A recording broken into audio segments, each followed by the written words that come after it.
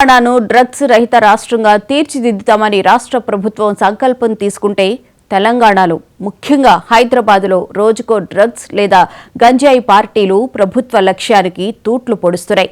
తెలంగాణను no drugs స్టేట్గా మార్చాలనే ప్రభుత్వ లక్ష్యానికి సవాల్ విసురుతూ హైదరాబాద్ శివారు మొయినాబాద్లోని చెర్రీ వర్క్స్ ఫామ్ హౌస్లో గుట్టు చప్పుడు కాకుండా జరుగుతున్న డ్రగ్స్ పార్టీని రాజేంద్రనగర్ ఎస్ఓటీ పోలీసులు భగ్నం చేశారు.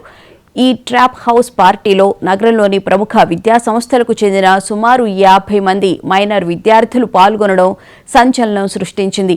ఈ దాడులు మత్తు మాఫియా నెట్వర్క్ను మరోసారి వెలుగులోకి తెచ్చింది.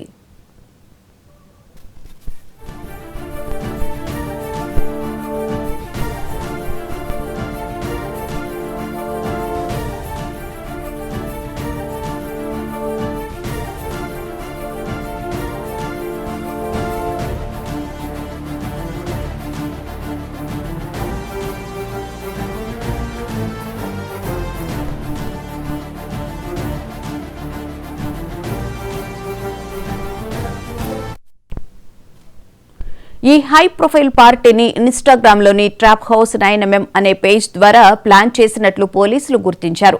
నగరానికి చెందిన ఓ యువ డీజే ఈ పేజ్ని నిర్వహిస్తూ ఎండ్లెస్ ఎంజాయ్మెంట్ అంటూ ఆకర్షణీయ పోస్టులతో మైనర్ యువకులను ఆకర్షించాడు. టికెట్ ధర ఒక్కరికి 1600 రూపాయలుగా నిర్ణయించారు. మధ్యాహ్నం 2 గంటల నుంచి రాత్రి 10 గంటల వరకు అంటూ వివరాలను సోషల్ మీడియా ద్వారా పంచుకుని పార్టీకి ఆహ్వానించారు.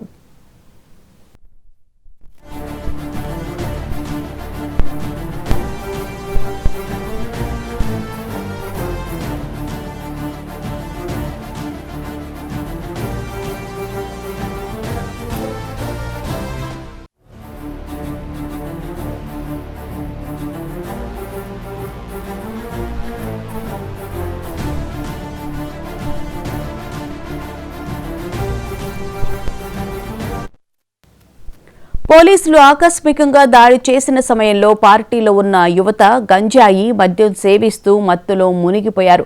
అదుపులోకి తీసుకున్న వారిలో 2 మైనర్లకు నిర్వహించిన డ్రగ్ టెస్టులో గంజాయి పాజిటివ్గా నిర్ధారణ అయింది. పోలీసులు దాడి సందర్భంగా 8 విదేశీ మద్యం బాటిళ్లు